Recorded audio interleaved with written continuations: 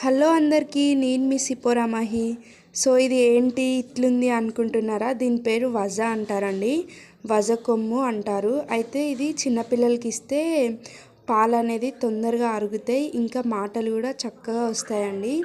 So తొందరగా మాటలు వస్తాయి. అయితే దీన్ని చిన్నపిల్లలు ఉన్నవాళ్ళు ప్రతి ఒక్కరు ఈ వీడియో షేర్ చేసుకోండి. ప్రతి ఒక్కరు సిప్స్ చేయకుండా చూడండి ఫ్రెండ్స్. చాలా బాగుంటుంది దీని బెనిఫిట్ అనేది. దీన్ని ఎలా ట్రై చేస్తారంటే, ఇది ఇట్లా రంగరించి ఒక బండ పైన అది పాలలో కలిపి పడిగడుపునే చిన్నపిల్లలకి తాగిపియచ్చు.